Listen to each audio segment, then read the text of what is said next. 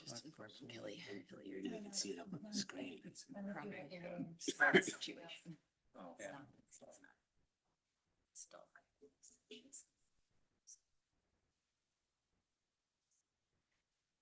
Okay, I'm going to open the Tuesday, October 28th meeting of the Middleton Plan Commission. First item on the agenda is a call to order and roll call. Adam. Here. Bruce. Here. Paniro. Here. Paulson. Here. Shaw. Here. Summers. Here. And Chair Sonntag is present. Thank you. Okay, next item. This is a public hearing. I remind speakers that we have a 3-minute limit on speaking.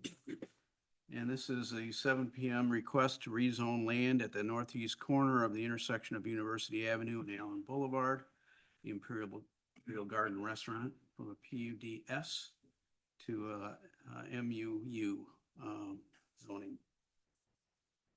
Anybody here that would like to speak? We have one. I know. Richard Roberts, you can come up to the microphone. I'm speaking in opposition to. Please come to the. Thank you. Sure. I'm speaking in opposition to this proposal because of the logistics and because of the size of the building. The logistics include an intersection that is sort of a closed intersection of Allen Boulevard and University Avenue because it really only has 3 drives, east, west, and north, south that don't go through. And then the amount of traffic that would be generated by this building and the, it seems, difficult access that people who live in the building would have to making turns toward the city is an issue. Now, the size too, of course, you would have to decide to write new laws in order to I think permit this building to be constructed.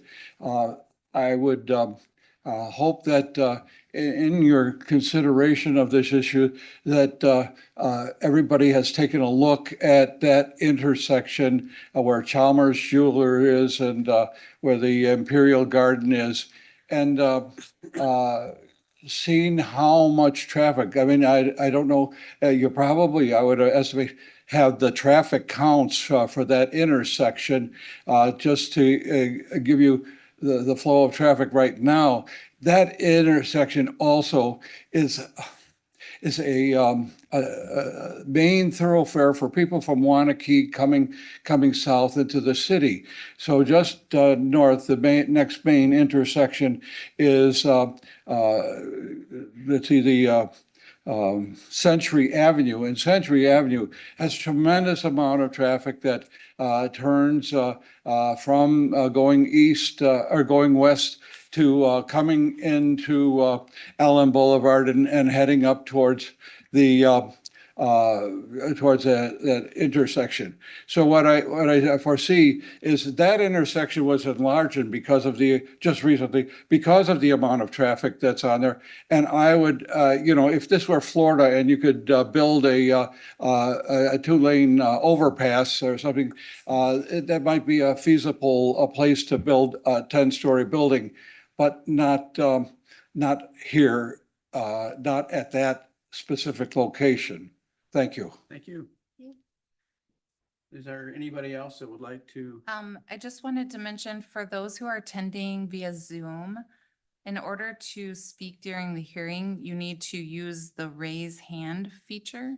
So if you move your mouse around at the bottom panel of the screen, there's a little hand icon and it says raise hand. So you need to click on that if you wish to speak from the Zoom.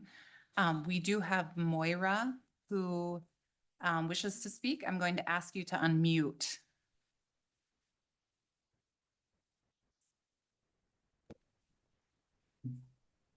Hello, my name is Moira. I live at the Marshall, I'm an owner at Marshall Park Condominium. I've been there since 2017. been part of Middleton since 2009. I'm opposing the rezone of this specific corner. It's a unique corner. It's a part of an environmental corridor and also the main artery into our and out of our city.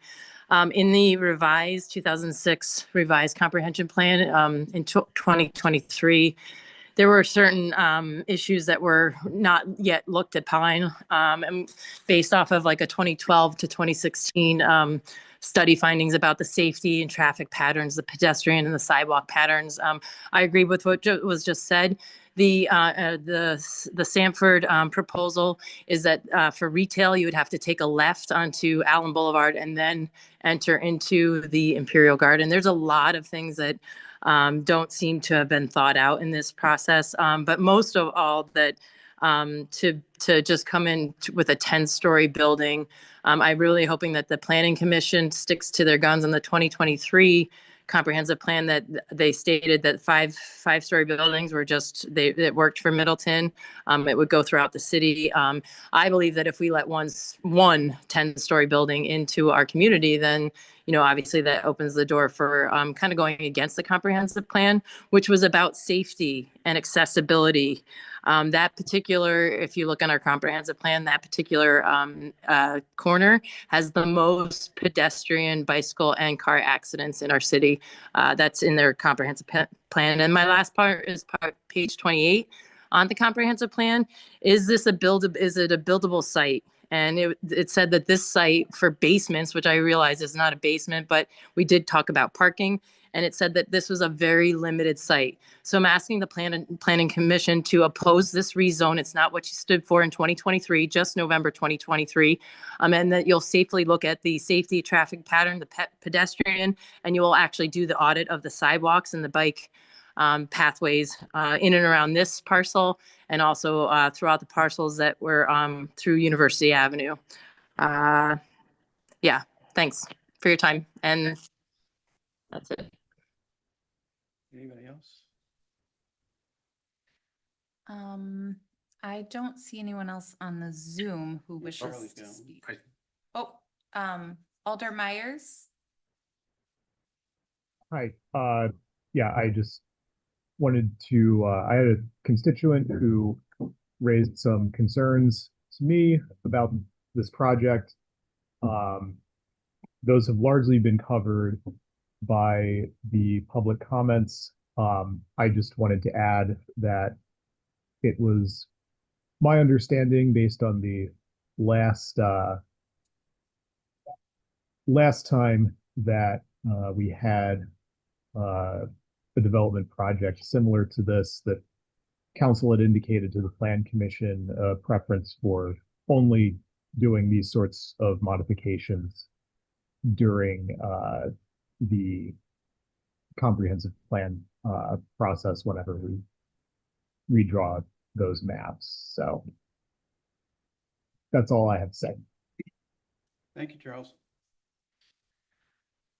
While others can decide if they wish to speak in the room or if they wish to raise their hand on the Zoom, I will go ahead and read into the record the other comments that we received in advance of the hearing. We received a comment in support of the rezoning from Joshua Clements at 6801 Forest Glade Court. And we received the following statements in opposition to the rezoning request. Emily Daniels, 2041 Overlook Pass, Apartment 8. Markham Dunn, 2051 Allen Boulevard, number 103. Kirsten Kleckner, 3414 Valley Ridge Road. Kevin Perzinski, no address provided. Andrea Rolick, 7006 Park Circle. And Marilyn, Robert, and Charles Workinger at 2051 Allen Boulevard. Those have all been compiled into the packet for the meeting and are available for viewing. Okay. Seeing no other speakers. Oh, you got one there? Okay. A couple of questions. Oh,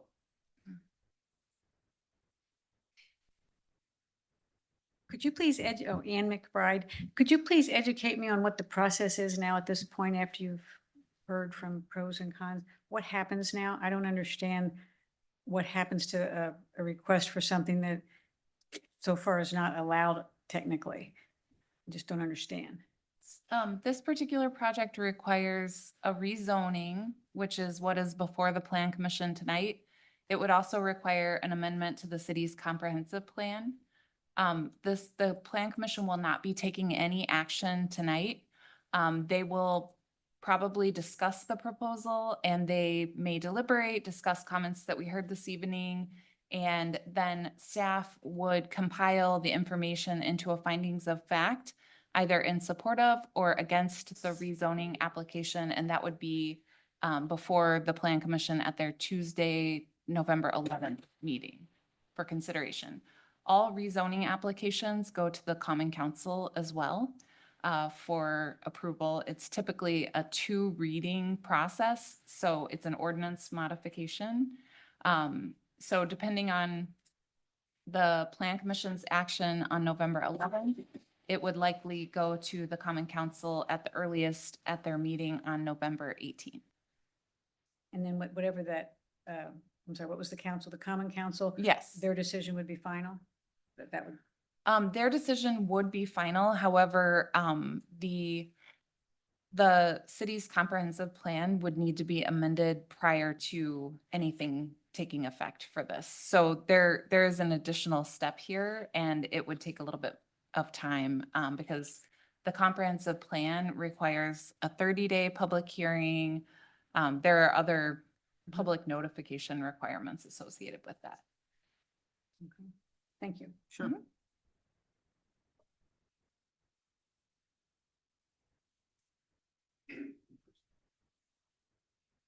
My name is Barbara Dale, and I just want to really just add support to what the previous speaker said about the amount of traffic there is and the constant stream of Wanakee to downtown, creating a really difficult situation for drivers, but also pedestrians, because I have crossed that street a number of times. And it can be tricky because there's just a lot of traffic, and I don't know how, I don't think that additional housing, especially to the degree that would be associated with the size of a building, would make sense. Thank you. Thanks, Barb. Did John beat you up or something?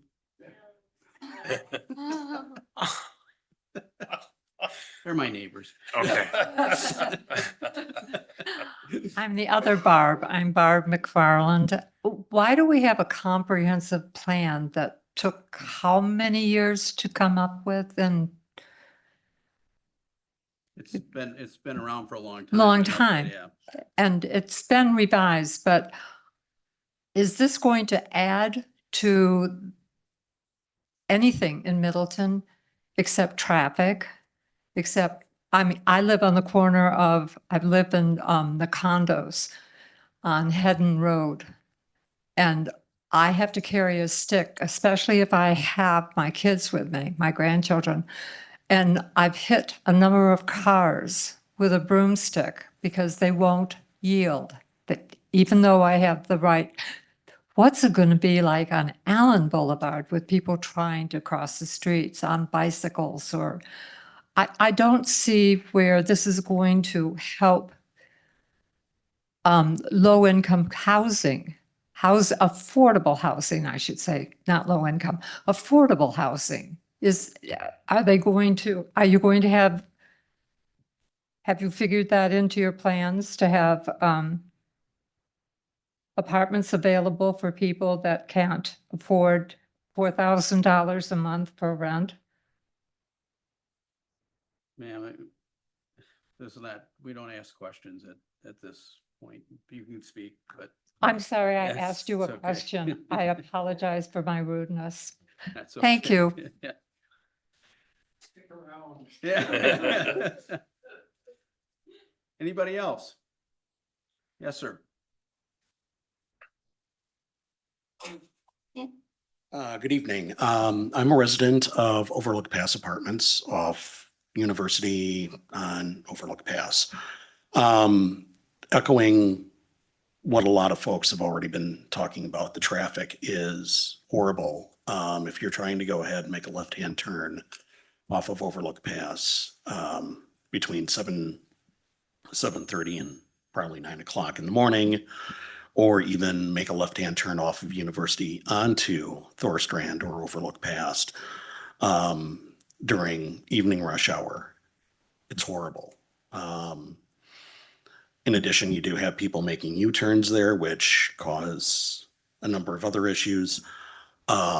But the main problem that I'm looking at is we do have slated about 200 extra apartments that are planned with this building.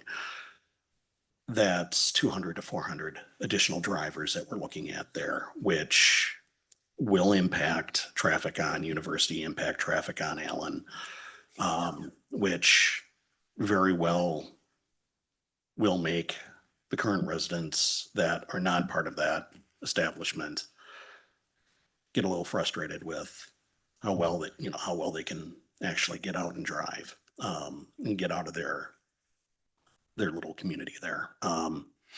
So thank you very much for your time. Just Could you please state your name for the minute taker? certainly, John Walbrun, JON, WALBRUN. Can I ask you a question? Certainly. Overlook Pass apartments, you can access on Overlook Pass, but can you access off of Allen, or is it only Not off at of all. University? Okay. If we access it off of Allen, we can access it through the parking lot of Imperial Garden. But does that cut through, or you have to park in the parking lot and walk?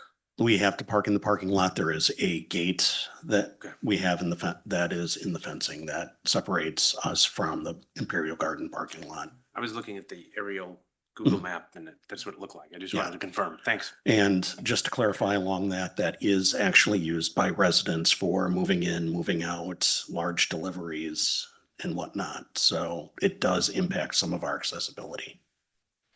Very good. Thank you. Thank you. Sandra Malone on the Zoom. I'm going to ask you to unmute.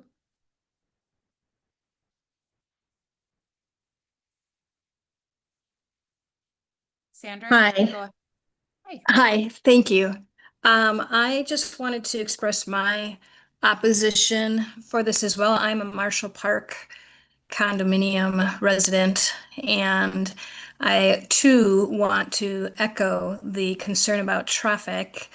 It is already difficult and hazardous for us who are turning from University Avenue left onto Allen Boulevard, coming from the west end of University Avenue.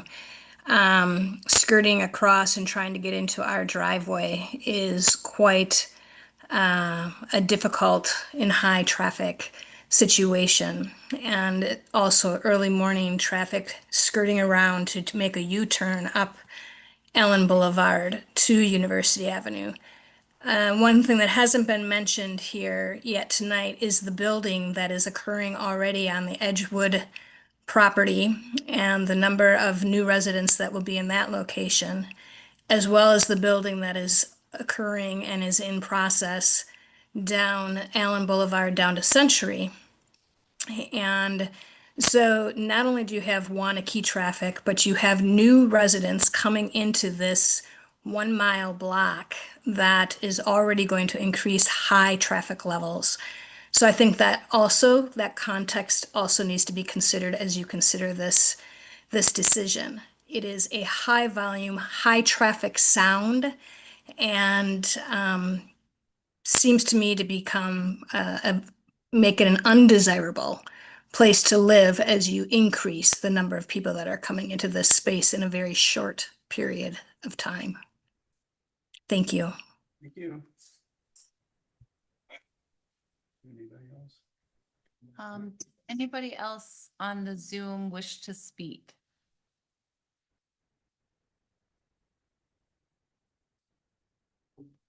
Don't see anyone All else. right, seeing none, and nobody else here wants to speak, I will close the public hearing. And we will go to Plan Commission meeting minutes, rather, of October 14th. And are there any changes, additions, deletions? Seeing none, I'll declare the minutes approved. And number one under action and discussion items is the SIP plan modification for a driveway expansion for Midwest Pool Supply. Yeah, so I can just give a brief background on this. Midwest Pool Supply is on Discovery Drive off of the Parmenter Circle area. And they're just looking to increase their driveway just wide enough to 30 feet, which is what we allow in our zoning ordinance. They have a lot of truck traffic that kind of blocks that entire driveway when they have deliveries, and so they're looking to widen that. We couldn't find the SIP for this property because it was built a long time ago. So we weren't entirely sure what was approved at that point. And so because they're increasing the impervious surface by, it's about 0.6% of the entire site. And since we didn't have an SIP, we decided it would be best to bring it to Plan Commission for a minor modification. Is there a motion? I would move to approve the driveway addition as a minor SIP modification. I'll second that. Further discussion? Hearing none, I'll call the question. All in favor? Aye. Opposed? Motion carries. Item 2 under action is the request to rezone land at the northeast corner of the intersection of University Avenue and Allen Boulevard. This is just, there's no action being taken today. It's just discussion among ourselves. So anything anybody wants to add? The applicants have provided a presentation to Daphne and would like to make a presentation. Okay, would you guys?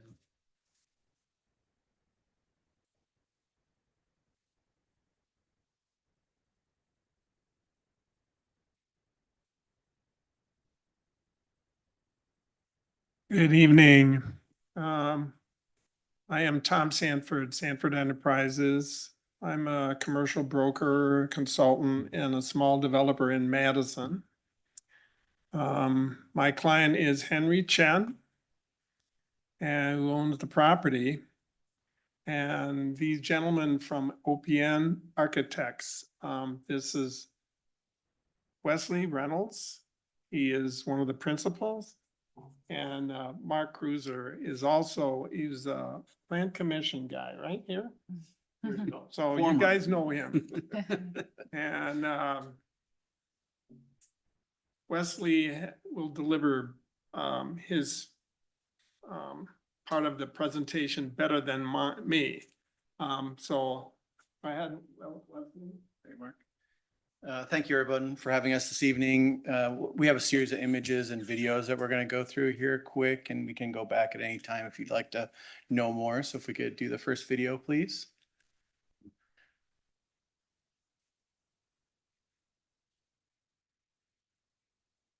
This first video is an aerial view of the new property design concept. As we fly around, the design team was focused on trying to think about this property and breaking it down into 2 towers that you can see here, the one along University being a 5-story tower and the one in the back being a 10-story tower of housing and mixed use. Mark will show you what the first floor looks like.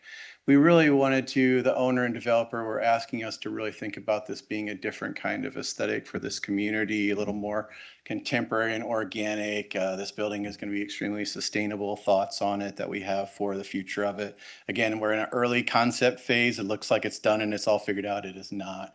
But you know, the 10-story tower is trying to embrace the views to the lake, looking at the site. And then we'll talk about this multiple times tonight, but we broke that space up into in between it. We could have filled that in and had even more density on this site, but we really wanted to open that up to create a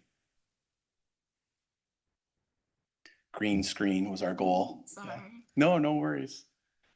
We wanted to really open up that space in between to let a lot of natural light into as many of those apartment units around the building as we could, as well as really create an amazing gathering space for the community of that building. And then on the first floor, that dark black area on the corner of brick is the retail space where the Imperial Garden will then be relocated if this building moves forward into this property, and then a series of townhomes on the first floor. You do the next video if we could, please.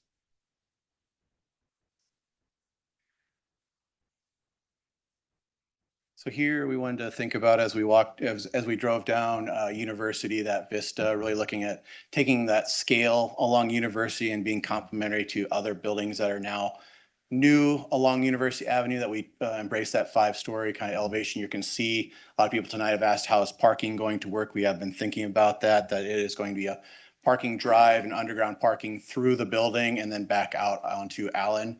The retail spaces are holding that corner on that corner and being dominant and present so people can again see what's going on in that space. You're going to see in the next video really a kind of nice courtyard walkway that we created again for a community piece. You're going to see on this building, we've also pulled it back from the road. We have been thinking intentionally about scale the entire time as we've been thinking about this design concept for Mr. Sanford. As we looked at it, we want to make sure it's appropriate, and we think it is. So Mark, you want to take the other two? Sure. Thanks, Wes. So again, going west on University, come up toward the building. This brings us a little closer. So as a 29-year resident of Middleton, I decided that Imperial Gardens can stay as well, since that's always been our go-to place for good Chinese food. And so, we have tried to incorporate, opportunities for exterior seating and things like that here as well. And then as we move along the Allen Boulevard side of the building, we tried to break down the scale of the building with potential townhomes of some kind there that would also, make it a better urban environment because you have, doors on the street, so to speak, and access, direct access from the street so that it's not just a wall there. And just helps us build the facade of the building, set that back a little bit so that, helps soften that front wall of the building. So if you can open the next one.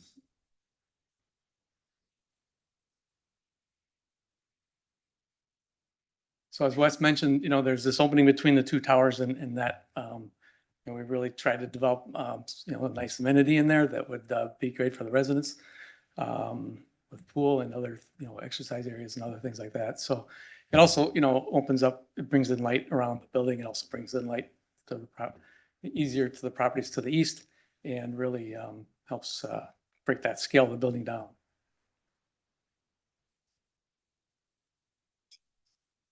We can now go to the next slide if we could, please, Daphne. So we did do an exploded axon of the floor plans of the building. So starting on the first floor, you can see in the tan, that would be the parking structure. And then we'd be going, we still haven't figured out the full mix of this building, again, being conceptual, but we believe the rest of the parking deck would be down maybe 1 or 2 stories, depending on how many units we'd be required to have to meet the mix of the building and what the community would require of us. On the first floor in that dark kind of green, that'd be the first floor townhomes that then would connect up to the second story of the second floor of those townhome 2-story volumes. And then on the corner, retail space. And at that time, we do not know exactly what Imperial will need for their new space. They don't believe it'll be as big as what it is today, but that's all yet to be determined. So it could be multi-retail tenants on there, or it could be one. That's all yet TBD. Again, parking, you would be coming in on University and a one-way into that corner, and then a one-way out farther down Allen Boulevard than actually the Imperial Garden Drive is now. So I also live in this area. I drive that way every day. So I've been thinking about this drive every time I go by it and making sure we're trying to set this up for a better future success, because I think right now it is not.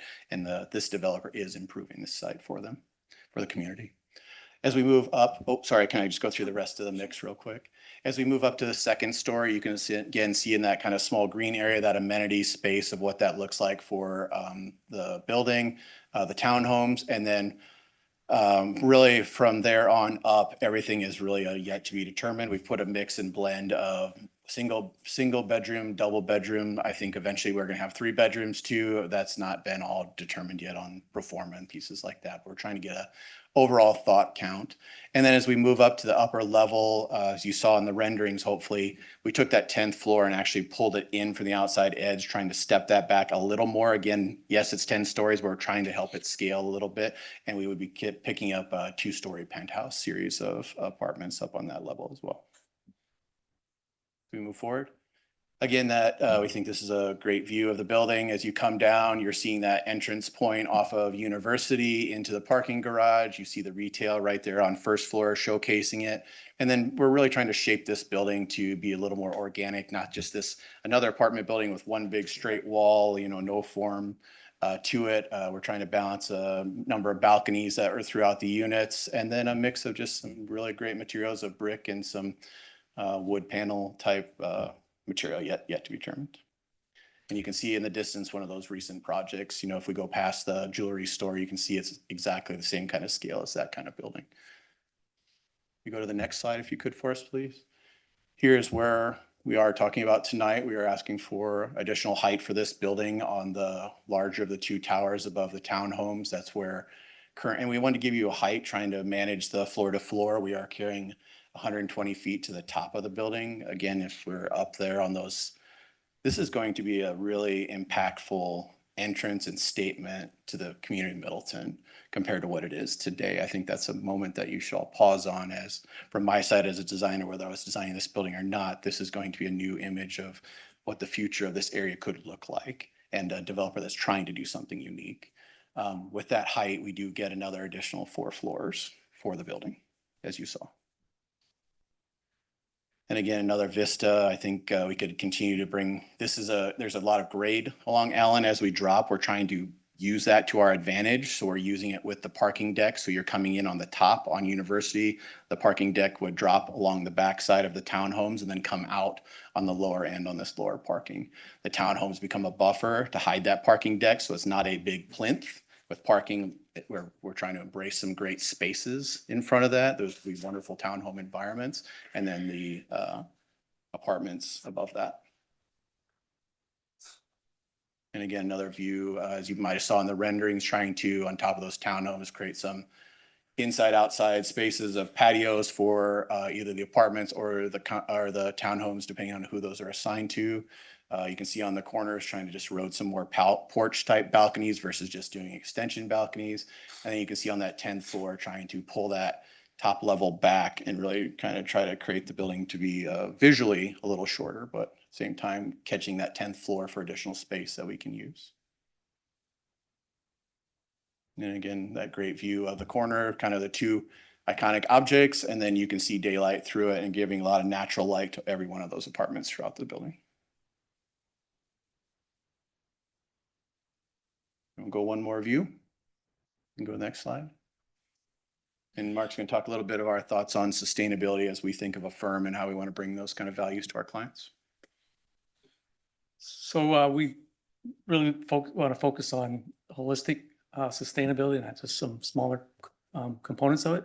And so if you go to the next slide, we've already recognized some of the opportunities we have on this project, such as PV arrays on the rooftop, green roofs that will help reduce the amount of stormwater management at the ground level. Looking at low carbon options, daylight harvesting, and various waste management opportunities during the construction. And so if you go to the next slide, oh yeah, so back to Tom. Yep, back to Tom now, sorry. Okay. Please back it up. Thank you, gentlemen.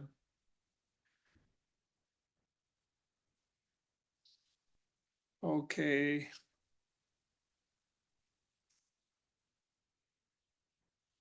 So, you know, I've always thought Imperial Garden is like a gateway for Middleton, like that is where Middleton starts. And actually, I've talked with other people that they say the same thing. So I think that the site is very important for Middleton. This conceptual design is embracing the Middleton's comprehensive plan. And it will be a monument for the city of Middleton's vision. This Imperial is a compact development on existing improved property with efficient use of existing infrastructure, and will have more quality, affordable housing.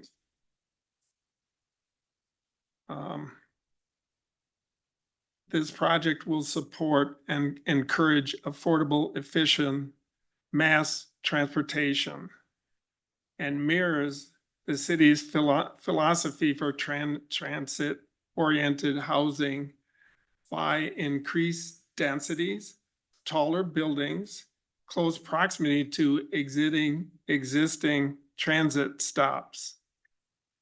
It will also reduce reliance on single occupants vehicles. Okay, the next slide. I didn't ask to set, but it's fine. Good job. Okay, no, go back, please. Of course, this is the question, right? Why 10 stories? More housing, affordability, transportation, economic development. We'll touch all those concepts. Okay, next slide, please.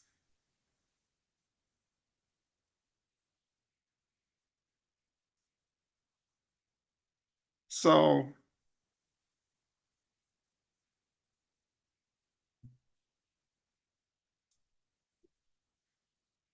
go back, please. Thank you. This concept design will enhance University Avenue and Allen Boulevard and speak to the comprehensive plan by having no outside parking lot and by offering parking underneath the building that allows more lawn and landscaping areas. Stormwater will decrease due to less impervious surfaces. Attractive commercial premises that will promote all businesses there. Outdoor seatings for Imperial Garden restaurant. There are some precedents for taller buildings along University Avenue. Next slide, please.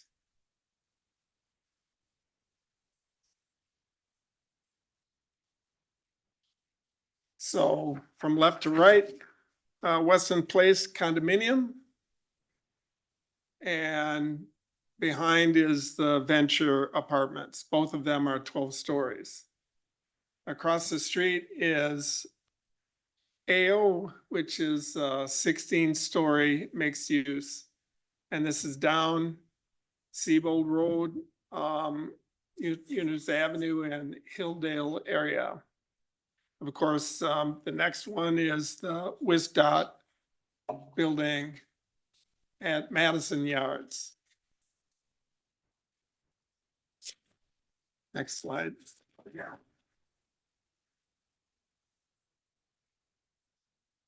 Middleton should prioritize transforming University Avenue into vibrant mixed-use corridor. We are working on it.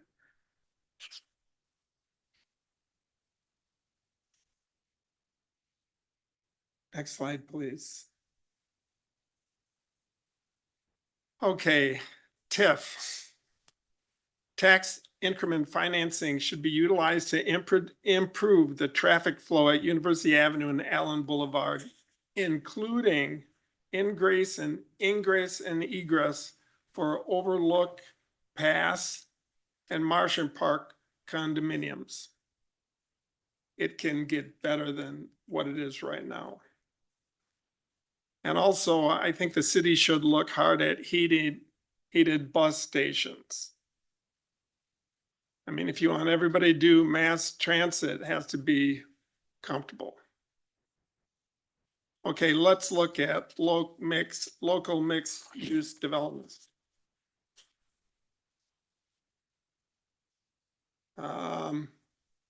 East Washington, Constellation, Galaxy, Lyric, and Arden. These are all big apartment, commercial, mixed use properties. I'm showing this because I know a lot of developers that don't like mixed use at all because they think that the commercial is a loser. They don't want to do it. But it's a winner if it's in the right location. And these are in the right location. And I name a couple local tenants: QTI, Jackknife, one of my favorite fast sushi restaurant, an architect firm, a law firm, Cargo Coffee, Stonehouse developer. And University Avenue is a strong commercial corridor also. So there's no reason that you have to have good, you will have a lot of commercial tenants with a good mixed use project on University Avenue. It's kind of disappointing for me then they build 79 apartments and 2,500 square foot of commercial space. That doesn't work because commercial, especially retail, they need more retail next to them. So Imperial will be a destination, not just somebody's office, right? Now, would like to have Wesley talk about the difference between our plan for the Imperial Gardens site and why that works and why something like this would not work for our vision. Thanks, Tom. I think I've talked about it really quickly as we went through the renderings. These are not what we're proposing in any way, but we're showing a scale of a building. When you look at all of these facades, one big wall of an elevation that those design teams and developers chose to do for density. Again, we're trying to propose a multi-tower situation of the right scales that we try to get as much density we can. It's an interesting shape to the site. And so as we looked at it, we could do a lot of different things with it. It just felt extremely appropriate to what we are proposing to you tonight to be the concept we try to evaluate. And again, try to get some natural light, get some space and air between these two buildings. Again, I know you're going to say that's Madison, what we're looking at today. We understand it's appropriate for what they're doing, but we're trying to show you scale because Middleton does not at this time have that type of scale in this area, but it could be the beginning of, at the right sites, the appropriate right value for you and the proposition. And again, I'm going to say that this is a threshold and a moment to come into Middleton with a beautiful wow factor that I think this developer is potentially proposing to you to think about and entertain. Okay. Is that a wrap? Okay, next slide, please.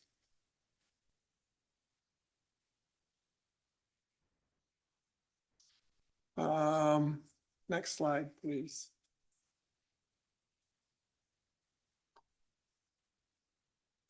Demographics. I know that planning knows this very well.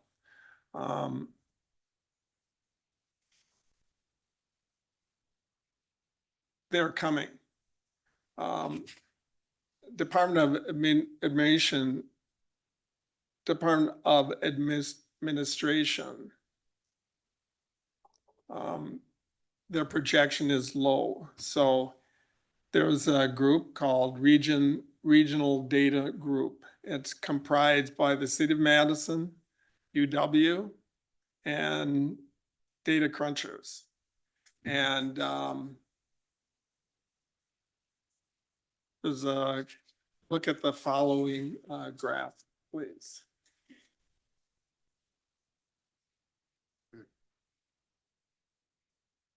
Okay. It's interesting. From 1970, I was in the 8th grade, to 2025, that is 55 years. We doubled our population in Dane County. from 300,000 to 600,000. So that's, say, 50 years, well, 55. Now, the next 25, half of that for 50% more. So we're still on track. So they are estimating about 900,000 by 2050. And think that is very key about, think about housing in Dane County, especially Madison, Middleton. Because our quality life is just so strong. People wants to live here. My opinion. Next slide. Okay.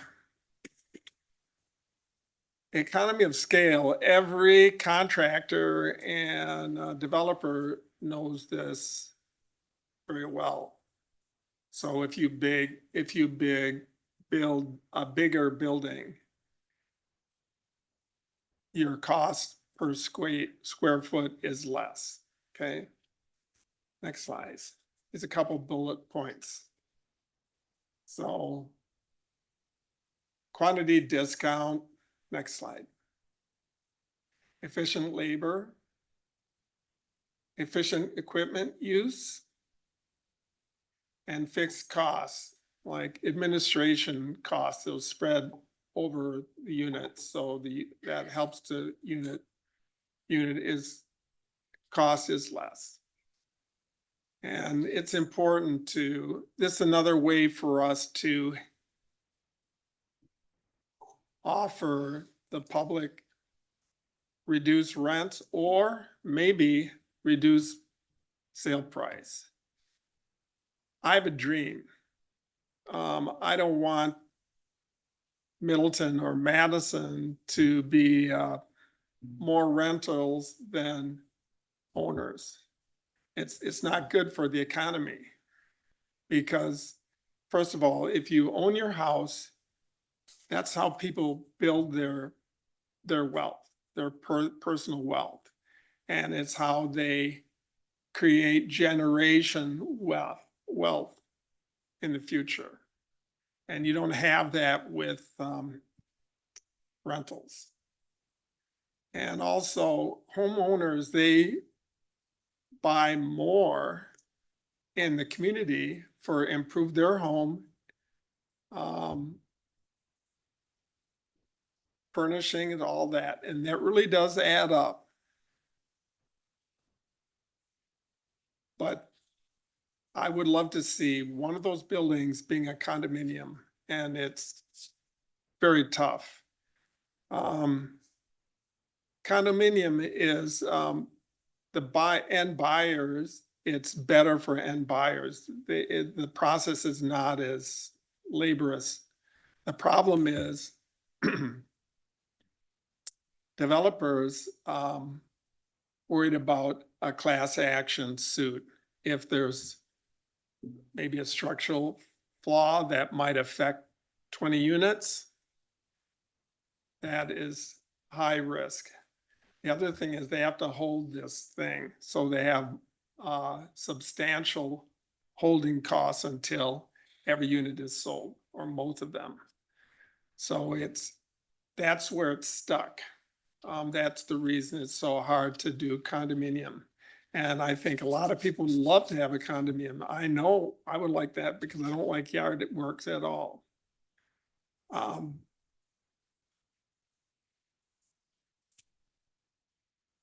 Transportation. The City of Middleton's vision includes exploring opportunities to encourage transit-oriented housing development and land uses within the University Avenue corridor. Those efforts include increased densities, taller buildings, and enclosed to preferred existing transit stops. Do you think I have a speech impediment? I'm sorry, but you know that I know you have to suffer, but I'll get my point across. And thank you. this project will have one stall per apartment. So if you are a two-car family, you have to live somewhere else. Because number one, there's no site parking. So all parking has to be on the site. And I think that's great because, hey, the bus stop is right there on the corner. And the metro is just amazing. There's a lot of bus stops all along Middleton Avenue and Allen Boulevard. So this project, this development is mass transit driven.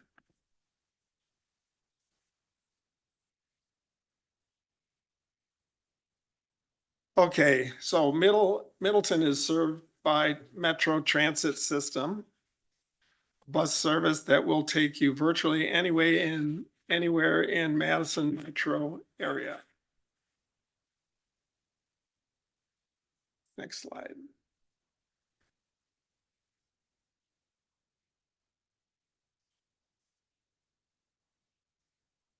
And next slide, please.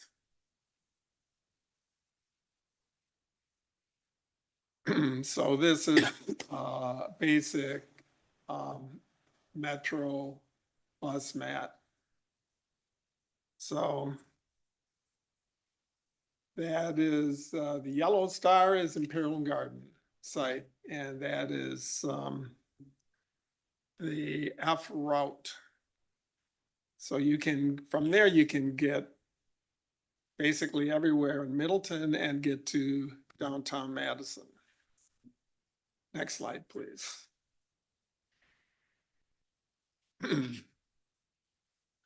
That is a location for the new Middleton Shores apartment building that is constructed right now.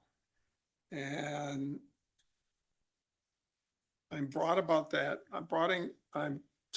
that is because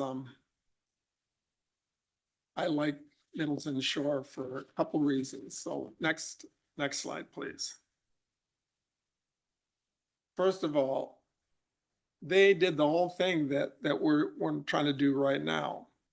They had to rezone and amend the comprehensive plan because the max height is 46 feet. That is 4-story for this building. And this building is 85 feet, 39 feet higher than the zoning that was future zoning in the comprehensive plan, 85 feet at the roof. So next slide.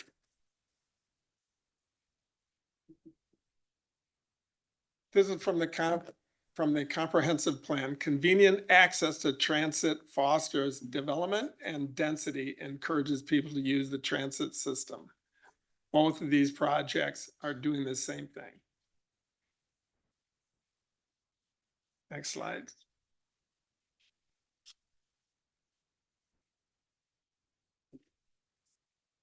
Okay, as a municipality grows, it must rely on a mass transit system. Next slide. And some bullet points. Increase ridership. Next slide, please. Next slide, please. A large supply of affordable housing. Economic returns to surrounding landowners and business. That's all good. Next slide, please. Traffic congestion, release, and associated environmental benefits.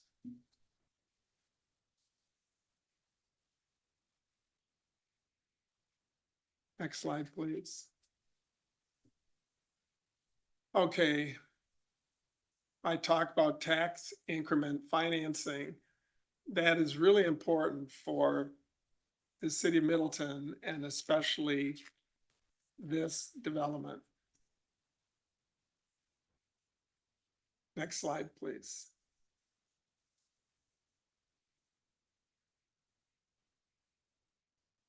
This map is from the comprehensive plan. So this is the economic development opportunities, and it designates areas in the city of Middleton. One is community retail and infill housing density. And guess what? That is the designation for Imperial Garden. So, and I agree. And I think that area goes up to Park Street, I believe. Next slide. There's my new friend, Middleton Shores. Also, they are in the neighborhood mixed use infill designated area. But I would be careful with commercial there because it's not really a commercial area. It's my opinion. So I think that, you know, we are right on with the comprehensive plan, but we want, typically I'm not in the more is better school, except this, I believe that's true in this regard. Next slide, please. So we started with this, why 10 stories? And I think there's a better question is this. Next slide, please. Why not 10 stories?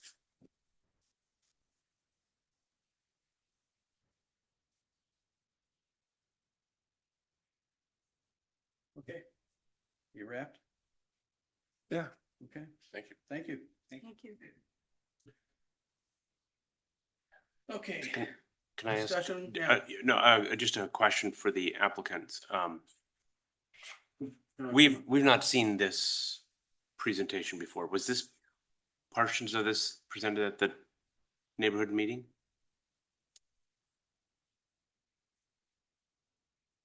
Sorry. Were portions of this presentation presented at the neighborhood meeting? There's been a neighborhood meeting, right? Yes. Okay.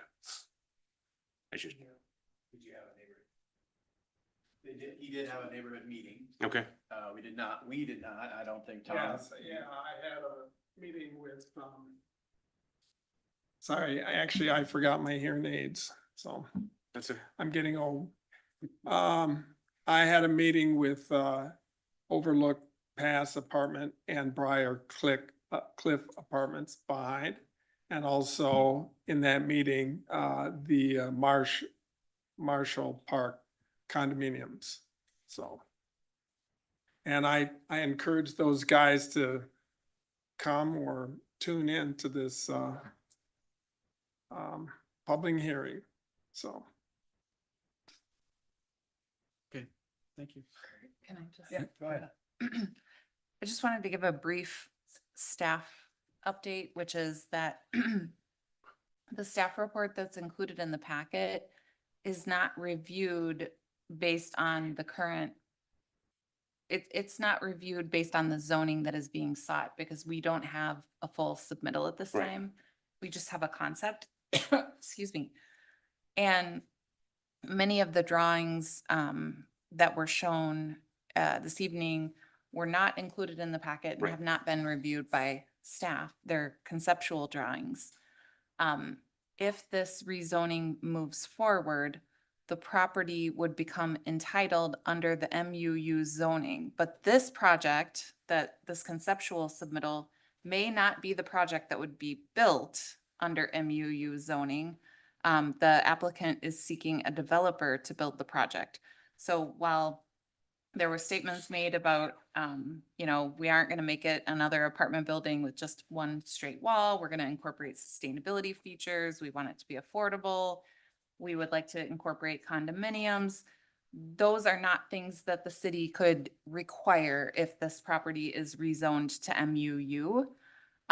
So I just wanted to make that clear because the staff report is pretty limited because what is being requested here is zoning map amendment without a site plan proposal at this time. Another thing I would just mention is, and I don't know if it's relevant necessarily to the plan commission, but my understanding is now that I've seen the floor plans and how the parking is connected, under the building code, this would be considered one building and not two separate buildings, I believe. So I think that there would be elevated requirements for building code purposes for both structures because they are one. So. Any other comments that you want to share, maybe? I was just gonna ask a bunch of Yeah, go ahead. technical and procedural questions. So Daphne, this, under the MUU proposed, this is a corner lot, so it would require 33% retail, is that correct? Okay. And I mean, it's hard to tell from the schematic drawings, but does it appear that this meets the 33%? And that's 33% is based on the total floor area. What is it based on? I believe it's based off of the total first floor area. So, you know, we didn't get any size or, you know, It's a the concept, site right? plan, right? Yeah. So I can't say for sure if it was 33%. It looks like It they looks like could, it, yeah, be about at that area. And under our ordinance, Daphne, this is one parcel for zoning purposes because it's under common ownership. It's adjacent lots. Yes, so they would be required to get a CSM to combine the lots if they were to move forward with. Okay. Yeah, because we wouldn't If they were to allow- move forward with the development, but Right. what's being proposed is rezoning of. I think Abby has a, Just to clarify on the 33%, it's 33% and there's a cap on the maximum amount the city would require. So if it's a larger building yeah. footprint, there's a cap. Thanks. I guess the question I'm asking is, the proposal is for these 4 parcels to be rezoned.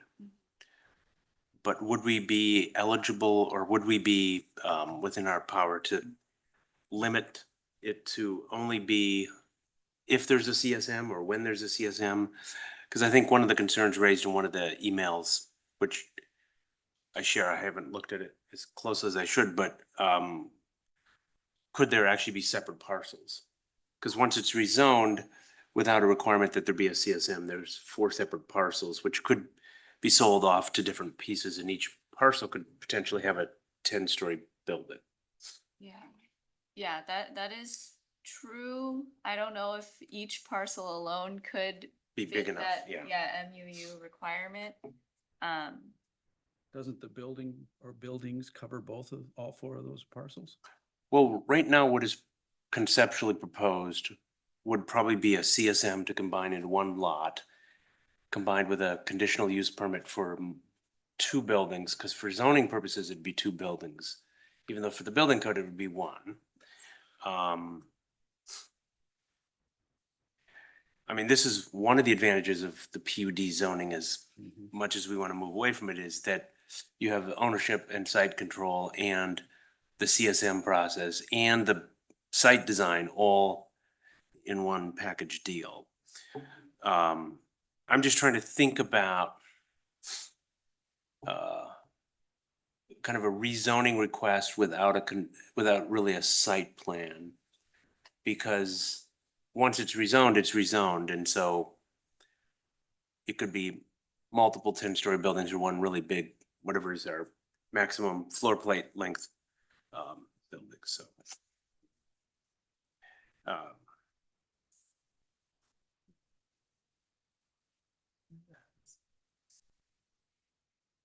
Yeah, what is the maximum I'm trying to remember in the MUU, what is maximum floor plate of our buildings allowed? I think Kurt, I think 120, it's, 100 feet? I think it's just setbacks that dictate the intensity of the use or the I thought we had a maximum. floor plate. So for MUU, we have a minimum lot area of 20,000 square feet, so we would have to look to see if each of those parcels met that requirement first, and then there's a maximum impervious surface ratio of 80%. Other than that, yeah, we just, as Randy was saying, yeah, we just have the setbacks and then the maximum principal building length of 250 feet. Principal building length, okay, 250 feet. Yeah, I don't think you could get a 250-foot building on that parcel. Yeah.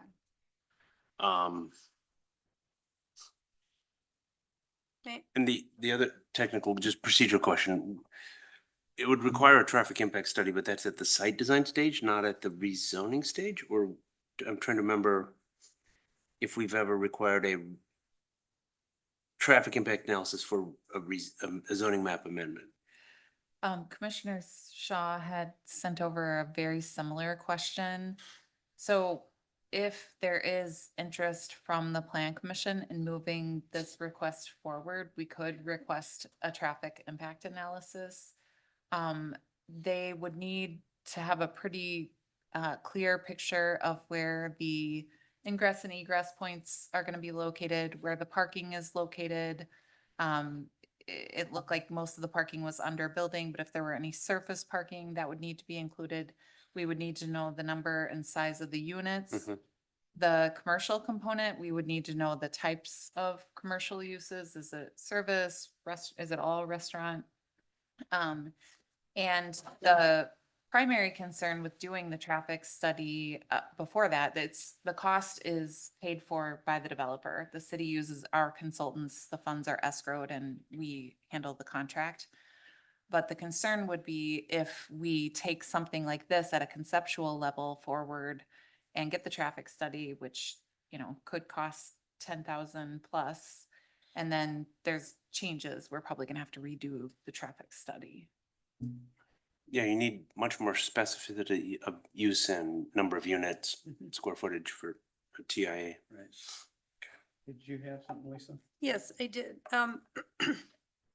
First, I just want to say that I really appreciate the attention to detail in the application. You clearly understand our comprehensive plan. You've looked at other policies and plans and really, you know, hit the main points that we as a commission look at when we're considering applications like this. I also think the concept is stunning and beautiful. It really is.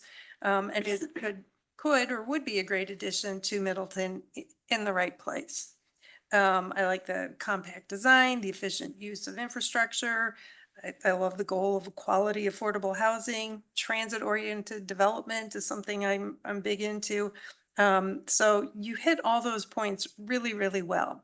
But as beautiful as the concept is, I think the process, it's pretty messy because we have a situation where we're seeing one thing, but we don't have a site plan. I believe Middleton Shores, when they came to us for the rezoning, they had a site plan, correct? Yes. So we had the developer here talking to us about the specific plans.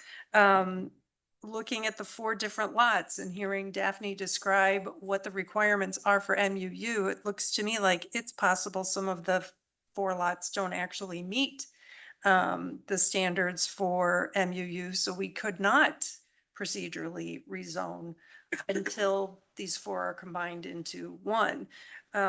So that's where I get concerned because I really don't want to approve a rezoning if there's any risk, and I know there's always risk, but if there's a significant risk that we won't get the design that we've been shown and that, you know, is so impressive.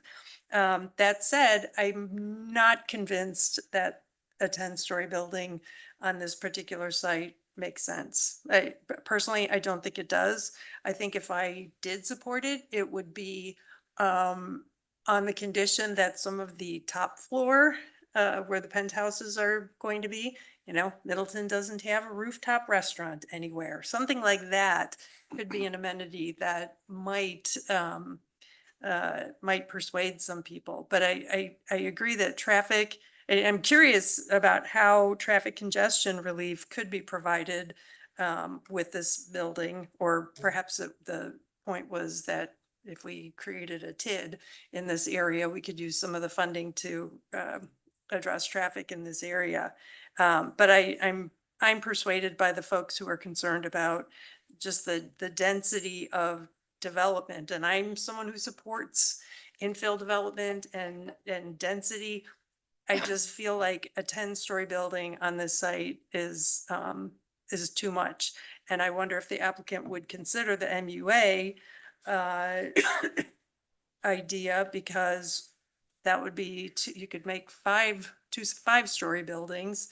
You could even get a density or a height bonus if you incorporated affordable housing by our standards, and then also a net zero design, which it sounds like might be consistent with what your sustainability goals are. Randy?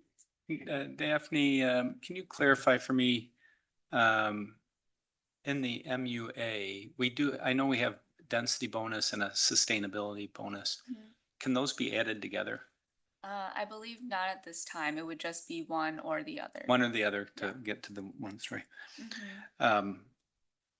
Yeah, I feel similarly to you. I mean, it's a beautiful design. I want to congratulate OPN for putting a vision out there that is appealing, exciting. It makes you want the project, but that's not the project that we're really asked about today. And it's a little unfair to show that and then to ask for the rezoning to MUU, because they don't necessarily match up. If we could, you know, if there was a project that came forward that didn't specifically fit in MUA, but had a lot of the features that we really wanted to see, I think we could do what we did with Middleton Shores, which was planned development. And we were able to, you know, have some input, have some controls over what was actually going to go forward. You know, if we are going to look at more height on this corner, then do we also look at across the street? And what other sites would we be looking at? To me, it doesn't make a lot of sense for us to be looking at a parcel or site owner by site owner. Maybe we need to look at it at this location if there is going to be any kind of height increase. And I think that would be, I like what the alderpersons mentioned in the public hearing about maybe we do these comprehensive plan amendments, you know, in group rather than one off at a time. And that would be a time maybe to consider something like that. I'd really would like to see housing on this site. I think for all the reasons that you talked about it, I think it's a great site for housing and for some density there. I think there's going to be fantastic views, whether you have 3 stories or 5 stories or 6 stories or 10 stories. I think you're going to have some great views. And I think we'd love to see condominiums there if there's any possibility for doing that. But again, I don't think that's what we're asked about today. I think we're asked about the zoning and not about a particular project. So I hope you can find a way to move forward. Thanks, Randy. Nick? Just my concerns are process. We have a future land use map in the comprehensive plan that should act as a roadmap for the city and for the developers. You know, there's a lot of work that goes into that, and it's done every 5 years. It's done intentionally and deliberately. And I do not feel like if we say yes to every request that comes to us to change the flu map to fit a development, what's the point of going through the exercise of creating the flu map in the comp plan? If we're just gonna change it at the will of a developer. If they were coming to us today asking to rezone to MUA, I'd be, yes, let's do this. I feel that the two-step process of needing to change the flu map and then rezone, I would rather see developers follow the city's lead on this, because we did kind of lead them. This is what we're going to accept during this corridor, you know, all of our University Avenue corridor. Our University Avenue corridor is different than the city of Madison's University Avenue corridor, significantly different. You know, in terms of size, scale, scope, I mean, retail options that the city of Madison has along their corridor versus ours, it's a completely different city, literally a completely different city. You know, and I see this map too. One of the other concerns I had, and I heard a lot of concerns about traffic. I commute through this every day via Madison Metro. Okay, so I'm the bus rider. I go through this. I see everything. I see how many people get on and off at this intersection. I agree that this is a fantastic location for redevelopment into housing. I wish Madison Metro could serve this area with even more buses. Yep. I do feel maybe if we start to look at developing some of these sites along University Avenue down the road, when Madison Metro inevitably does some rerouting, we could have a seat at the table, try to get more service to this area. You know, it'd be great if the F ran every 15 minutes like the A does, or if we could have connect Branch Street to Allen Boulevard with transit, because that's not very transit friendly right now. But there's a complication here, and I see the dotted line. That is the corporate boundary between City of Madison and City of Middleton. So, and that intersection is governed really by three different entities, right? City of Middleton, City of Madison, and Dane County. So, you know, and a lot of the things I was hearing with traffic and seeing the population projections, with or without this development, traffic is going to get worse and worse and worse at this intersection. This is Madison. So, you know, I think regionally, we have to really look at, you know, hopefully down the road, we can, you know, partner together with the governing bodies of this corridor and, you know, try to solve some of the traffic issues, but that's another conversation for another day. But I'm back to the process. My concerns, I would rather stick to our flu map, stick to our guns. I would only be in favor of changing the flu map if A, we made an egregious error in creating it in the first place, we need to correct it, or B, it's such a extraordinary opportunity that we can't pass up. If they were going to say this is going to be condominiums, owner occupied condominiums, might be a little bit different story, but you know, that's not even, I don't know if that's an option.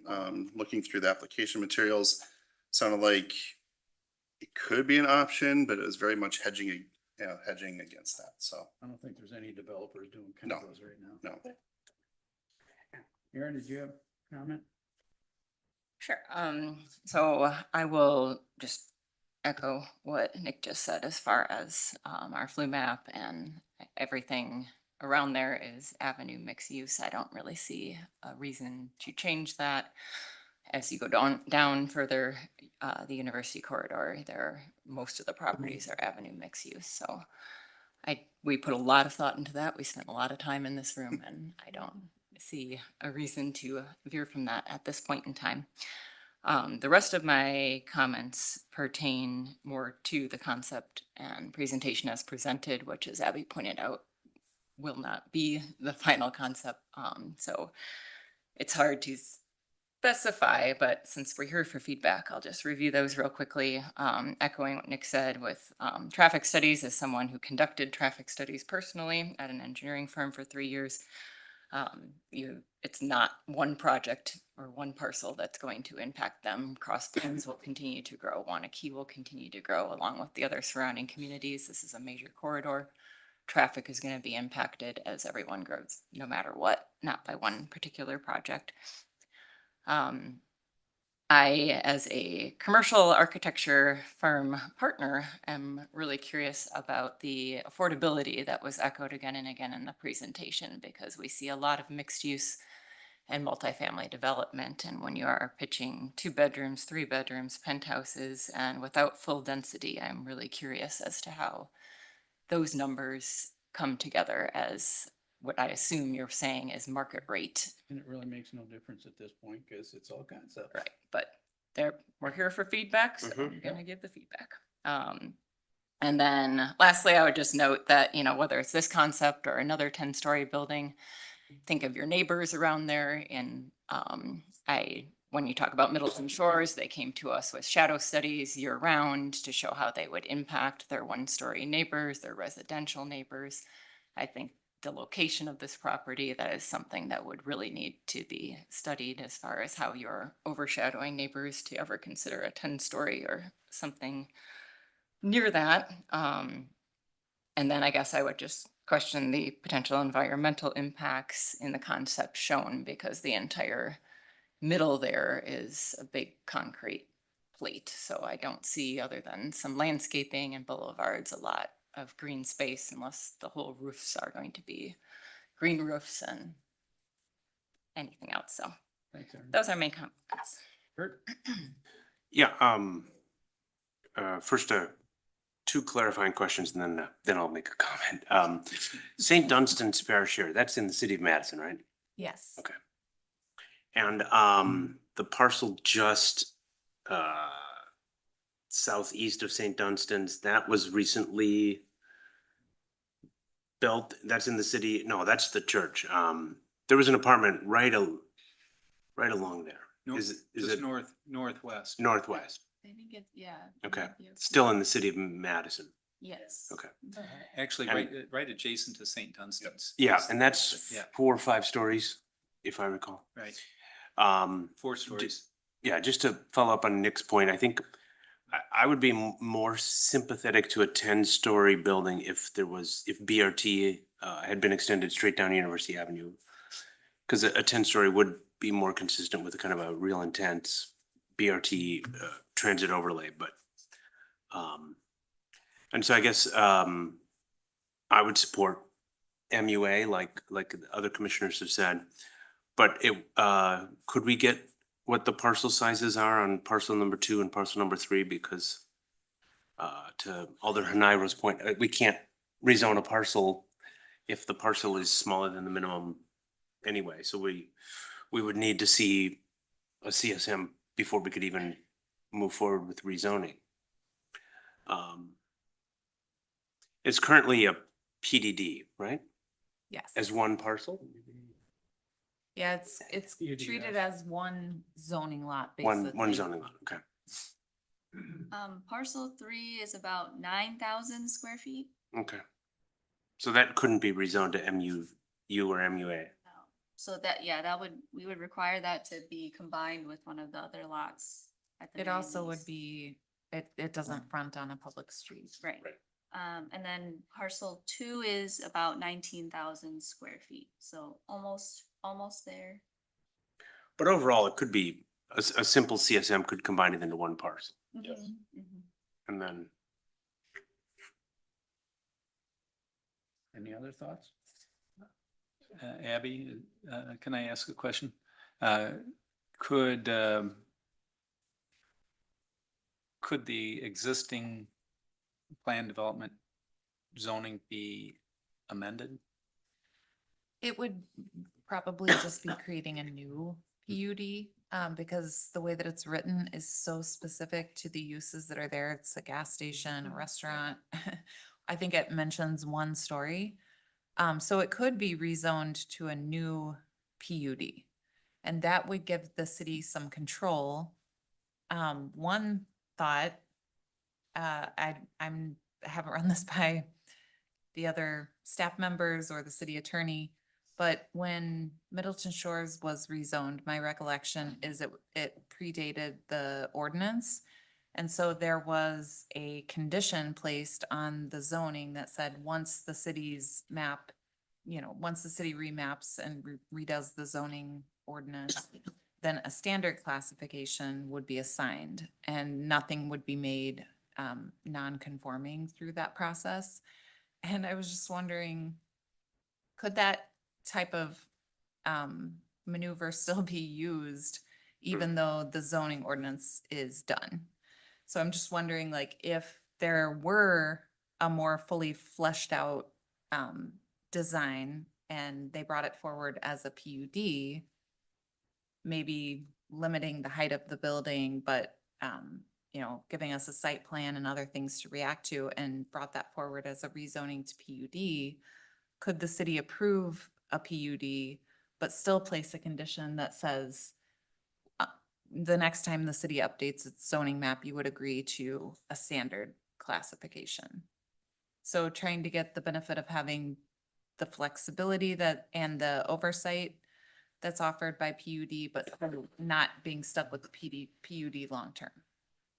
And the reason it's a PUD now is because it was one of the original mixed uses, because it has both retail and gasoline, Yes. which were separate categories under the previous ordinance, so.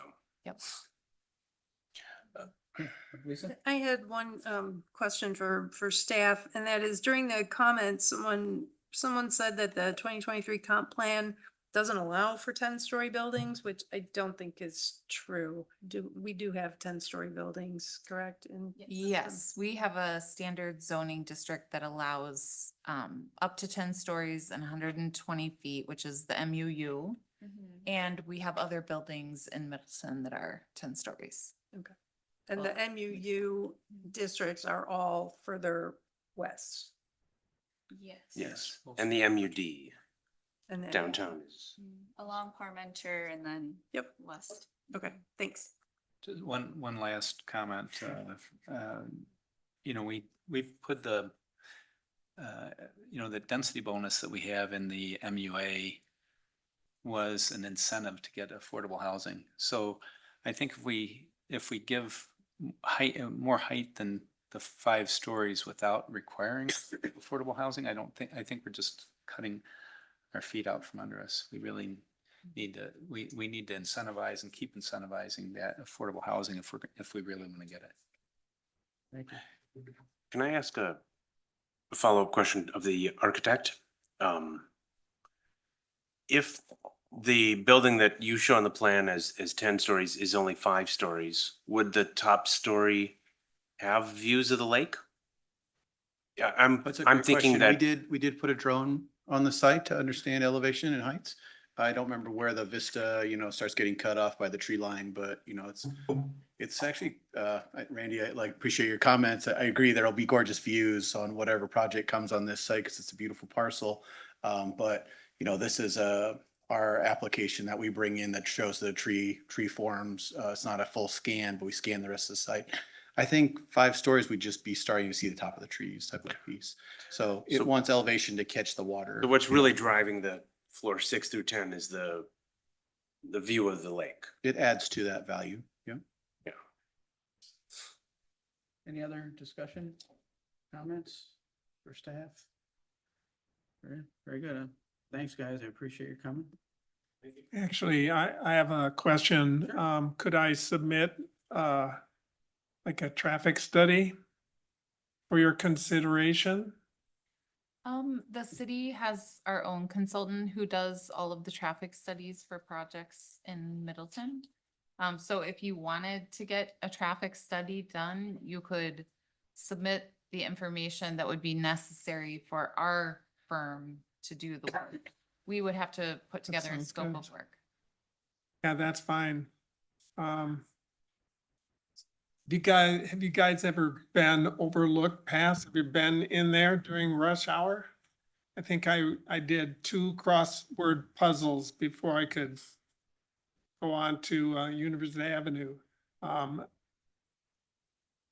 My opinion, it can change. I mean, Okay.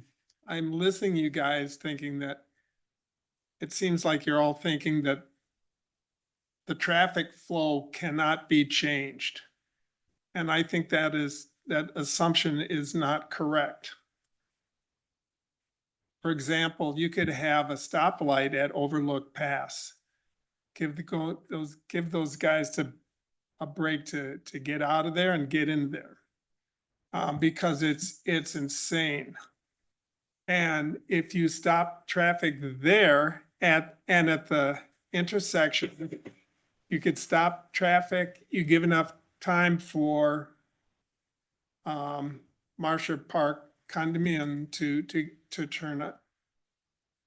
And basically, I look at the, Solve the traffic. Yeah, okay, well, and that's the reason I didn't submit anything, but I mean, Not a problem. Thank you. I think at this stage, we're examining the potential zoning relative to our comprehensive plan and kind of the land use and adjoining properties. And the traffic is really a second order issue to be solved at a later date. Okay. So staff will prepare a series of findings Findings of fact. which reflect the consensus of the commission. Right. We'll actually vote on it next time. right? Yes, On the that's 11th. correct. Yeah. Yes. thank you. You're welcome. Thank you. Thank you. Okay, that takes us to item 3, which is the zoning map amendment from PUDG to MUA for the LaCrone project. The recommendation from staff is to deny the MUA based on findings of fact. You want to? Yes. Affidavit or? Fernando's here to argue for his case. He assured me that his arm situation was not an accident, it's a planned surgery, so. Yeah, thank you. He's ready to. Yeah, I'll be throwing 80 in 12 months, but not for a bit. So yeah, I just quickly want to go over last committee meeting. We presented the LaCrone. We came in for a rezoning to MUA. One thing that I think was important and not acknowledged is that staff did not clarify to the committee that the MUA classification was at their direction. We actually submitted as a PUDG, which in discussion with the committee, everyone seemed to actually come around to that's where they wanted the project to be. So now we're in a unique situation where I don't believe we need a rezoning. It is currently PUDG, but there is a 2021 GIP that called for different items to be on that site. As you can see from the slide that's up there, that 2021 GIP has already changed drastically, where there was previously zoned for big box retail. That's now an elderly development. Right across the street, there was a grocery store planned. That's now 2 Jacob Klein affordable developments. And then there was a detention pond, a big detention pond that was put in that was previously zoned for office parking. So it's not, in our opinion, a big ask to submit a GDP for the plan that we did. I think it would make procedural sense to basically revert back to what we originally submitted and proceed with the standard order of operations, which I completely agree with, which is discuss our GDP with the committee members, receive your feedback, and proceed accordingly. And I don't believe that, again, given the way that we received guidance and we fully note that, it was in the spirit of, helping us out. Unfortunately, it did delay the process. So now we're in a position where, we would respectfully request that things be expedited accordingly. Again, due to the fact that we originally submitted as a PUDG, and staff recommended that we come in as an MUA. And obviously we're here today, basically saying that the MUA is going to be denied. And I do apologize with my arm. I have to flip slowly here, but I do want to point to, I think in the, forget the exact term, but in either the staff report or the fact of findings, it's something to the extent of proposal would not justify extraordinary case for PUD zoning. I do believe that the order of operations there just don't align. We came in for a rezoning again at staff request, and then we started talking about the project, which, there was this many people in the room at that meeting, so I was happy to kind of go down that path. But again, we were coming in for a rezoning that was recommended by staff. And I don't, honestly, in myself reading the room, I felt that the committee for the most part was in line with the sentiment that office space is in decline. I could speak frankly, Middleton Center, which everyone loves, was just recently stabilized. Everyone thinks that that's a wonderful retail, and trust me, I like going to Long Table and it's right there. But it's just extremely difficult right now to do ground floor retail. And that's something that came up and we talked through it. And, I'm, again, happy to have those particular discussions, but I think it would be at the appropriate time, which would be if we have the opportunity to come back, and formally present our GDP. My question would be, maybe it's just a procedural thing, but it's recommended to be denied. Is that just a formality and now we just resubmit as a PUDG? Let Abby address that. Yeah, thanks for the question. So just to clarify, Fernando and I met one time. It was on June 5th. The initial feedback that I gave to Fernando on the site plan, which is almost exactly the same site plan that is proposed, is that staff would recommend that a commercial component be incorporated into the project because that was the vision for Tribeca Village. And we had major concerns about the proposal to eliminate any commercial component whatsoever from Tribeca Village and exclusively rezone it for multifamily housing. We know we need more housing, we support more housing being developed, but we were very concerned about the lack of commercial component. That was the first and last time that I met with Fernando. The submittal came in as a PUD for exactly the same proposal that had been shown to me in early June. And it was at that time that I gave the feedback that if you are strictly building multifamily and are unwilling to change, I don't think that this proposal would justify a PUD zoning. It looked very much like an MUA, which is when I indicated to him, I think the Plan Commission, I still have the same reservations that I expressed in the first meeting. This is all via email. But it would, at this point, if this is what you insist on proposing, I would recommend a standard zoning classification. Whether Fernando had submitted the PUD for this same project or came in under MUA, either one of those would require another hearing. So the additional public hearing requirement, it's not delaying your project, because if you had proposed a PUD with strictly multifamily, but the feedback from the Plan Commission is that they wanted a commercial component, we would have to hold another public hearing for another PUD, because that would be a different type of land use than what was noticed. So there is no delay. That's not, I mean, if the Plan Commission and the council decides to reject the rezoning, there is not a delay that's caused by the staff. Okay. And can I just say something, Kurt? Please. I just want to point out, it keeps being mentioned that there's no commercial currently. Hotel's commercial.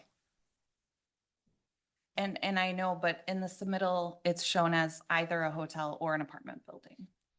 Okay, so then I can make the clarification that that's a hotel, and I apologize if that's listed as either or. Just to recap here, the reason MUA was rejected by staff is because I think the reason Am I saying this right? PUD was rejected. PUD is what we want because they're not asking for, commercial. And if we gave them MUA, they could do this project without any commercial, Yes, right? they could do, Yeah. this project would fit within MUA. Right. So that, I mean, that's what we're voting on tonight is that MUA going away. And until we vote on that, that's still what's there, it's being proposed. Here's a different way to think of the process, which is we already have a PUD Mhm. and a concept plan for the whole Tribeca, which was not just housing, but included economic development, office, retail. Right. Obviously, that has changed. The market has changed. We're cognizant of that. Mhm. But I take Abby's point very well, which is if we will do a PUD if we have to get the flexibility and the control and the better site design. We're not against PUDs, but if on the other hand, if we don't have to do one, we shouldn't. I think that's what our comprehensive plan says, which is if it's just 4-story apartment buildings, we can do that with MUA. But so where I'm confused is the parcel in front of us that we are considering voting on is one zoning parcel, right? And so that hotel component would not be permitted under MUA or would be? Because We would have to look at the height of it. So if it was an MUA, it would only be allowed up to that, I believe, 5 5 stories.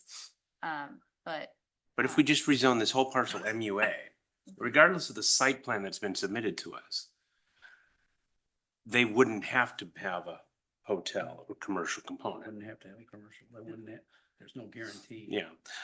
I think somehow we do get our signals crossed in public, which is the whole point of a PUD is to be more flexible, to mix a variety of uses and better site design. But it's a pain to administer, and then when people want to change, it's a whole rezoning, it's a whole process. And so if it's going to be kind of, I don't want to say cookie cutter, but standard development that fits into standard development Please don't template. say that. Okay, well, it's one use, it's multiple buildings. I'm sure the design is good, but it's a category we already have in our zoning ordinance. So we should use that instead of the PUD.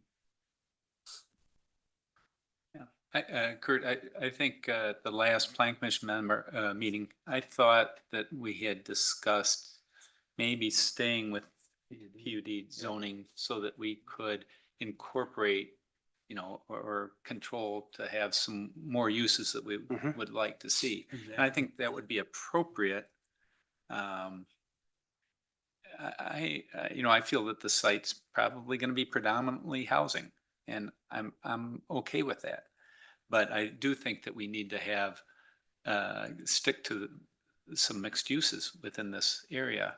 And I think the only way we are going to be able to get both of those things is to stay within the PUD zoning and work with the applicant on getting an attractive, positive development plan. So, does anybody want to make a motion on the MUA? Well, so a process question, if we do not recommend moving forward with rezoning, does it go to council as a negative recommendation to deny, or does it just not go forward to council? I'm pretty sure that it goes forward to the council as a recommendation to deny, but I can look that up here really quickly. And given that we've had a public hearing, we can't defer too much longer. Right, there's a 60 day period.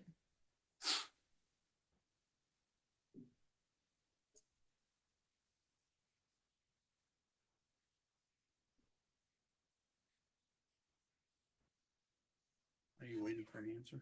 Or? No, I finished my point, sorry. All right. So I'd make a motion to deny the request for MUA zoning. is there a second?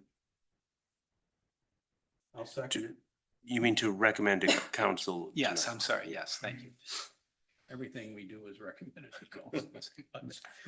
Should have let you make the motion. Kurt. No, Well, That's not what's everything been we moved do, and not everything we seconded. do. A lot of stuff we do, we have authority, but Yeah. rezoning has to go to council. Absolutely. All right, so it's been moved and seconded. Any further discussion? Did you did Abby confirm that it does have to go to council? I'm just looking at the initiation of request for amendment for a zoning map amendment, and there are 5 steps. One of them being action of the common council. So I'm quite certain that the plan commission is still advisory in this capacity to the common council. Okay, and do we need to specify in the motion what the findings of fact are? Or is that just attached to the submission to council? Because the staff identified numbers 1, 5, 8, and 9, and I thought also 6 and 7 were not achieved. Very good point. Look at So the- could we amend the motion to accept the findings of fact and recommend council denies the rezoning request? Is that the proper procedure? Friendly amendment? Yeah, that's a friendly amendment, but do we want to add the additional items? Do we want to look, can we look at that on the screen, Daphne? Yeah. You wanted to look at the findings of fact? I wondered why 6 and 7 were not highlighted as well. Yeah, I mean, ultimately, I thought, based off of the design, we didn't have enough information about transportation and all of that. They did include, sidewalks and mentioned walkability and bikeability. We just didn't see it on the site plan. So I gave them the benefit of the doubt on those 2, since those can be managed more at the site plan level. Okay. Yeah, we're in a little bit of strange territory also with the Imperial, which is when you zone out of PUD into just standard Euclidean zoning, we don't usually at that zoning level see the site plan in terms of circulation and traffic and all those issues. Maybe we should just go back to having everything PUD. We're gonna make Abby's head explode. I thought that when I first heard about redoing the whole zoning thing, but I think that there's still an argument for 6 and 7, because we aren't getting the mixed use in this, with this zoning, whereas mixed use would do both of those things for us. So I think that certainly 7, right? We're absolutely certainly 7, because we're going to be. Right, that's one of the big that's points people have been making, is Right. that cars would be required for every trip. So add 6 and 7 in, Or at least 7. at least 7. at least 7, okay. Any other discussion? Hearing none, I'll call the question. All in favor? Aye. Opposed? Motion carries. So what do we need the applicant to do at this point? Come back with PUDG? It would be GIP? taking the feedback that was provided by the plan commission for what they want to see in the development proposal, and then submitting a new application for a PUD with those land uses specified. So it seemed that there's still support for housing and for primarily housing, but there needs to be some type of commercial component included in the project. Yeah, that And sounds and great. I would recommend, what I would strongly recommend is a concept review. Because then that way you're not going through and developing plans without getting initial feedback from the plan commission. So concept review is a non-binding review that's done by the plan commission.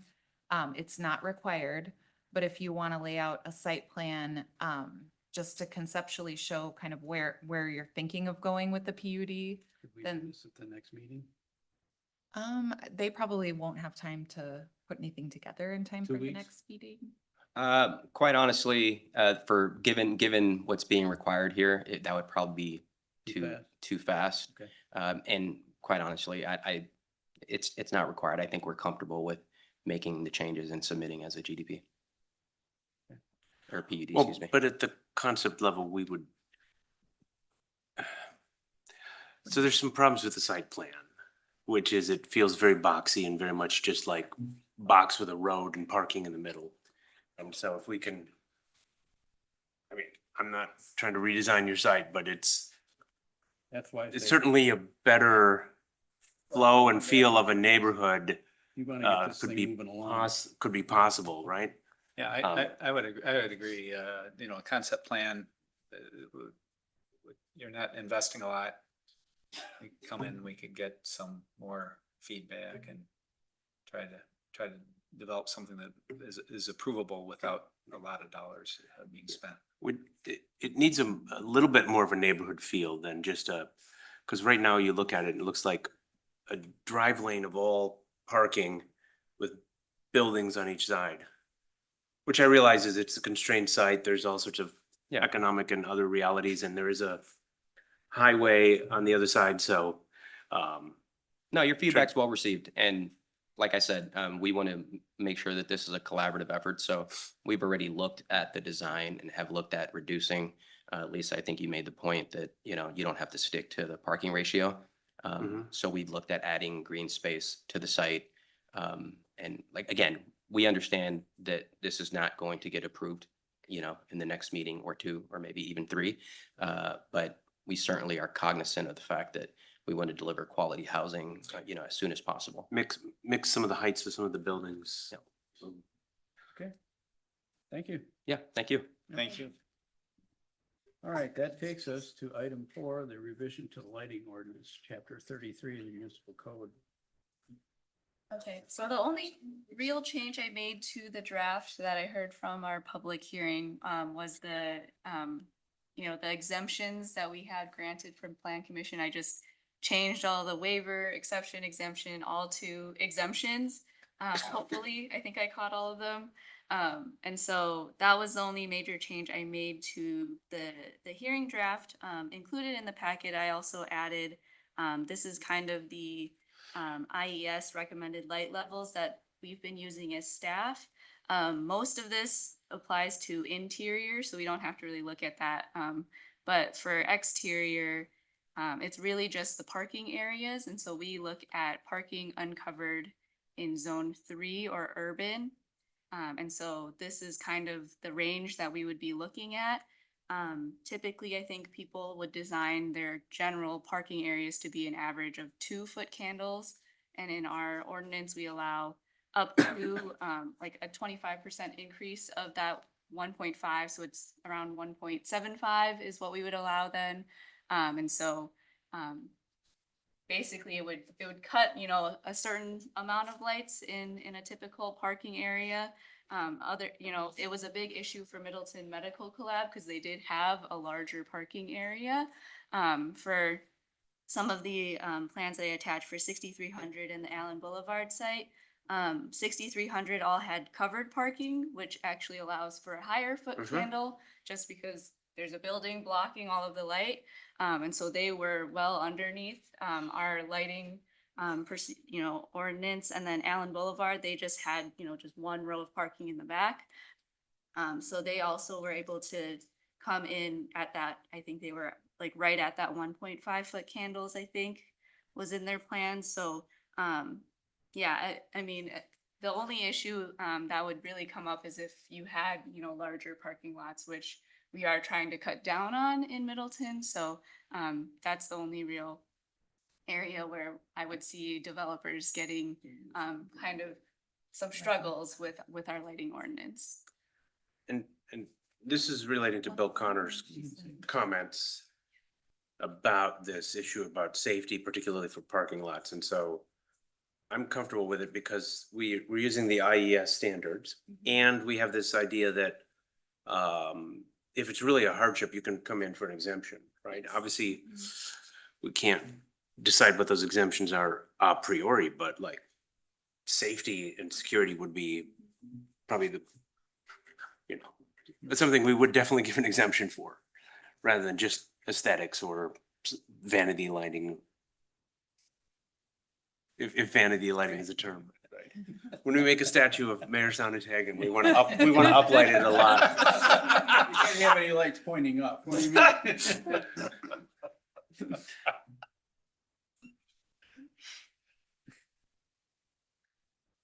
So the motion is, So we would be looking for, and I'm sorry, the staff report didn't have a updated one, but just a recommendation of approval to council, for. I would make that motion. May I ask, does this need to go to the License and Ordinance Committee first or no? Because it's coming, because we could approve it to pass on to council direct. That's a good question. Was Matt Fleming involved with drafting it? He was at one point. I don't know if Okay. he's seen the most recent draft. So we probably would want to Yeah. send it to licensing. So recommend approval to License and Ordinance Committee and Common Council. For a second, I'll second that. any further discussion? Hearing none, I'll call a question. All in favor? Aye. Opposed? Motion carries. I declare the